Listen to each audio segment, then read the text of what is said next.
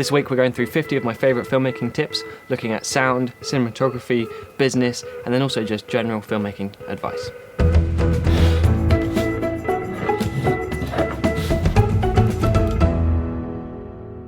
Okay, so here's the first one. Match up the clocks on your camera but also on your audio recorder so that when it comes to editing you can sort them by date and then you can really clearly see which ones go together, matching up the picture with the sound.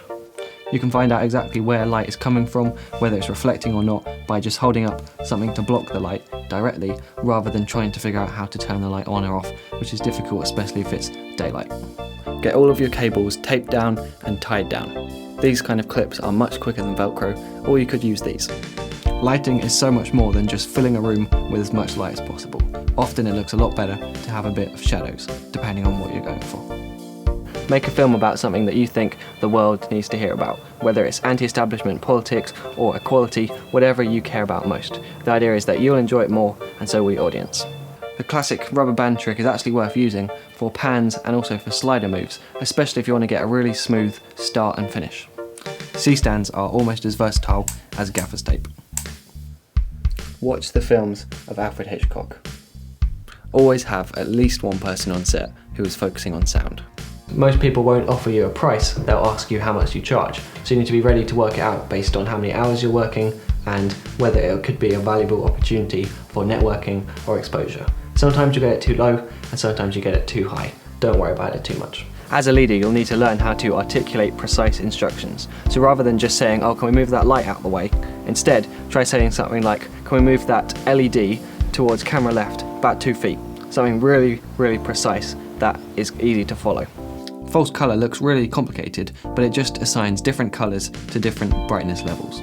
From experimenting, I found that my camera, the skin tones work best when they are grey, so I can set my exposure and lights accordingly. This is way more useful than histograms. Set your levels so the sound is maxing out at around -12 dB. There are no rules in filmmaking. Get the microphone close, but not too close. About 8 inches is usually good. There's a subtle difference between taking a job so that you can make money and taking a job so that you can continue to make more films. Read books every day. It's a constant practice and one of the most important parts of filmmaking, using your imagination to convert words on a page into a film in your mind. Don't use a flat picture profile when you're setting up your lights. It's a lot better to go with something that looks more natural and then switch to a flat profile as soon as you hit record. And of course, the next tip is that Magic Lantern can do this automatically. Never buy a camera that costs more than your audio or lighting gear. What's in front of the camera and behind the camera matters so much more than the camera itself. Small text tends to look really cinematic. Just imagine it on a massive cinema screen. To save you unplugging the wrong thing, be sure to label all of your cables and all of your plugs. Sometimes you have to cut corners on a few things so that you can focus on the parts of your film that are most important. Don't forget about sounds. Footsteps, clothing sounds, and ambience are all absolutely essential because we pretty much never hear true silence in the real world.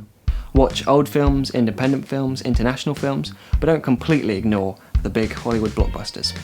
When lighting a green screen, you can overexpose and then use zebras to see where the hotspots are, and then light until it's even. Learn your movement vocab. A camera can pan left or right, tilt up or down, dolly in or out, slide or track to the left or to the right, boom up or down. Those are the common ones for precise communication on set. The best sounds aren't always where you expect them to be. Think outside the box.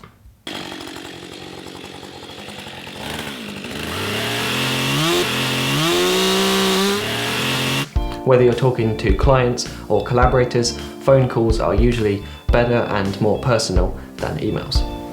Give yourself some time to think. No music, no podcasts, no YouTube videos, just silence so that you can sit and think without any distractions. Always bring food and drink for your cast and crew, and it certainly doesn't help to have a couple of fans in case it gets hot. So many things are easier when you've got a bigger space to shoot in. Not only is it easier practically, but also it's better for lighting, and it's usually better in terms of getting depth. Make yourself a playlist with as many different genres of music as possible, and then you can play this alongside your edit when you're choosing music. And that way, your music doesn't always have to sound like this. Take advantage of the internet. Use it for research, for finding cast and crew and locations, but also for collaborating and sharing your work. Set yourself specific working times. If you can stick to it, then you'll find that you're more productive when you're working and more relaxed when you're resting. In general, try to avoid using pointless cuts where we can see 3 different angles of the same thing without learning anything new. Most of the time it's best to avoid doing things just because they look cool on screen. Find a small creative justification for it and you're fine. If it has a camera, make a film with your phone. You will learn so much. Depth is when the audience can distinguish between the foreground, the midground, and the background. Going for a run is a great way to get some thinking time in without any distractions. It's also a great way to have a change of scene if you're struggling with some editing or some writing. No matter how likely it seems, you need to be ready for a project to fall through. It happens to absolutely everyone, whether it's a DP who stops responding to emails or a project that just suddenly runs out of money 2 weeks before production and suddenly you don't have a job.